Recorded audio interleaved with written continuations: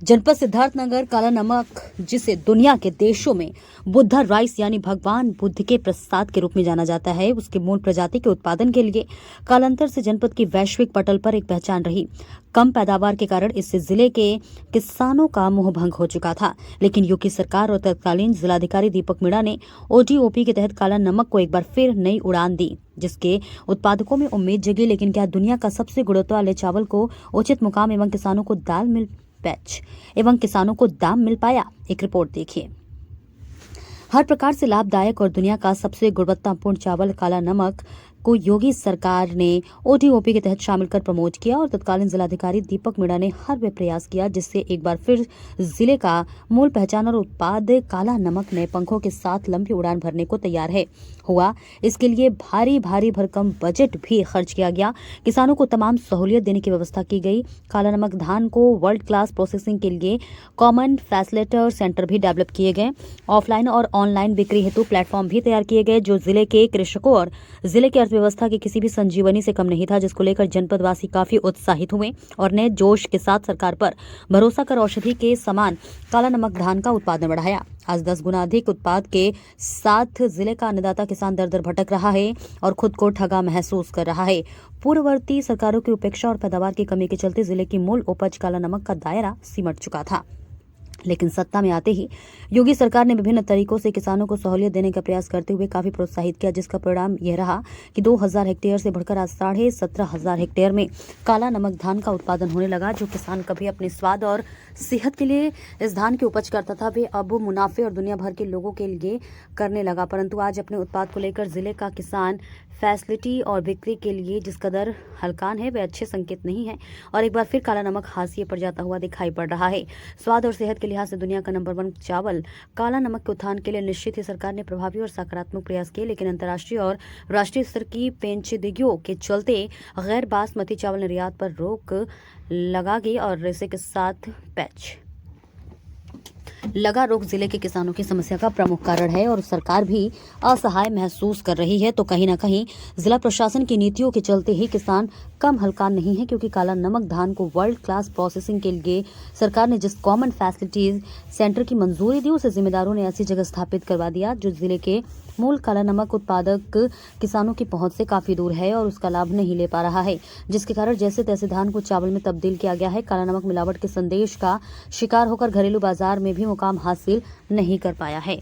देखिए धर्मवीर गुप्ता की रिपोर्ट।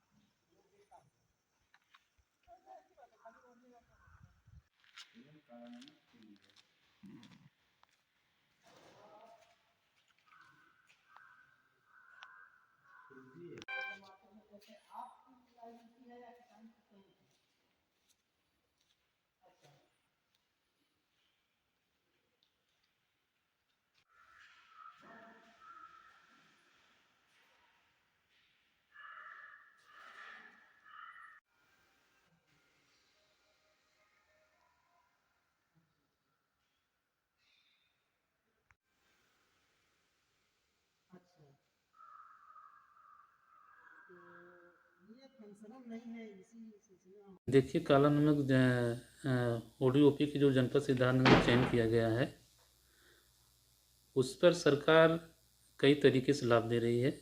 जैसे हमारे डिपार्टमेंट से किसी का एक्सपोजर विजिट हो रहा है, राष्ट्रीय अंतर्राष्ट्रीय स्तर पर मेले अगर लग रहे हैं, तो वहाँ पे उनको भेजकर उनको मार्केट की सुविधा उपलब्ध कराई जा रही है कि वो जाएं वहाँ पे अपने उत्पाद को लेकर लोगों को बताएं उसके बारे में और एक खुद अपना मार्केट डेवलप करें।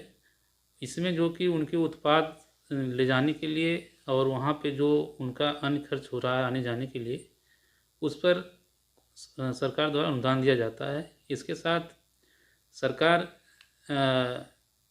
इसमें जो कि जो इंटरनेशनल जो बैन लगा है नॉन बासमती पे उसके लिए भी लेटर कृषि विभाग द्वारा भेजा गया डीएम सर के साइन से और भी काम इसमें चल रहे हैं।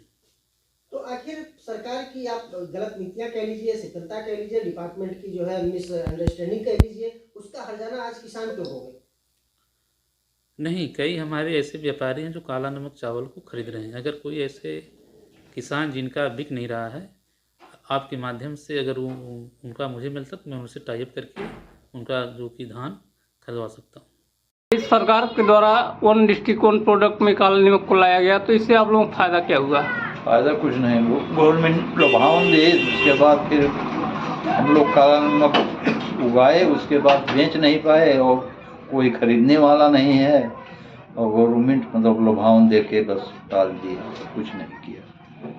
तो किसानों को फ्री में बीज दिया गया कि आप लोग ज़्यादा से ज़्यादा काला नमक की खेती करिए, इसको बढ़िया मार्केट मिलेगा, लेकिन इस तरह का कुछ यहाँ दिख नहीं रहा है, तो इस पर क्या कहेंगे? यहाँ कुछ नहीं बिका, ना कोई काम हुआ ना कुछ हुआ।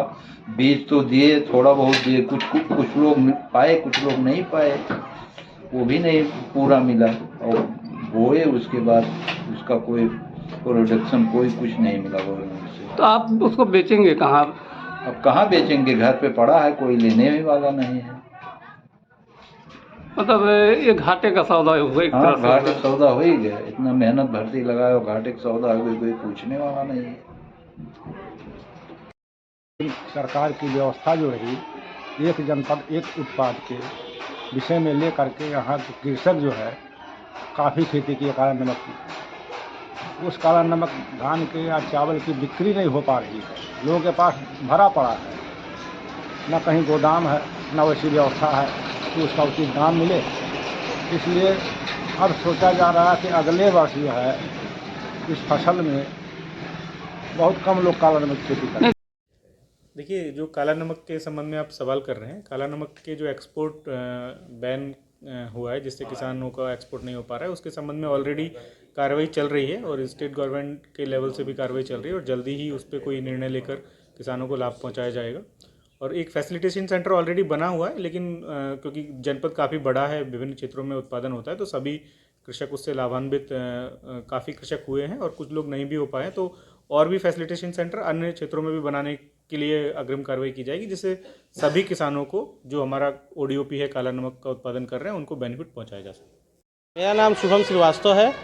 मैं सौहदगढ़ तहसील के क्षेत्र के अंतर्गत ग्राम खुरैया का रहने वाला हूं। आप लोग काला नमक पैदा करते हैं? जी जी। सरकार इसको प्रमोट करिए, कितना लाभ मिला आपको? देखिए सर, सही मायने में ये सरकार ने या हमारे डिस्ट्रिक्ट गवर्नमेंट ने हमारे यहाँ की काला नमक को वन डिस्ट्रिक्ट वन प्रोडक्ट के अंतर्गत चयन किया हुआ है। उसी के तहत उनकी तरफ से प्रोत्साहन मिला कि आपके यहाँ की काला नमक को हम देश विदेश अन्य जगहों पे भेजेंगे, जिसके तहत उत्साहित होकर पहले शुरुआत में कुछ यहाँ से काला नमक सप्लाई होना भी शुरू हुआ था। उत्साहित होकर हम लोगों ने काला नमक चावल का रोपण किया था, जिसके बाद देखिए 50 कुंटल 60 कुंटल काला नमक चावल है। ये साल भर से मेरा बिकने को एक उचित रेट पे बिकने को कोई लेने के लिए तैयार नहीं है, क्योंकि इस समय काला नमक का जो आयात निर्यात है गवर्नमेंट ने रोक दिया है। तो मैं यहाँ की गवर्नमेंट से और डिस्ट्रिक्ट प्रशासन से ये अपील करना चाहूँगा कि आप तब तक प्रोत्साहन मत कीजिए, किसी को बरगलाइए मत, किसी को प्रोत्साहित मत कीजिए जब तक आप उसको सही रेट में बिकवाने की क्षमता ना रखें। साल भर से आप वन डिस्ट्रिक्ट वन प्रोडक्ट के तहत काला नमक को प्रोत्साहित करते हैं, ज़िले में जगह जगह क्या कहते हैं इसका प्रचार प्रसार करते हैं, और किसान जो चावल उपजाता है उसका चावल कहीं बिकने के लिए बिक ही नहीं पाता है।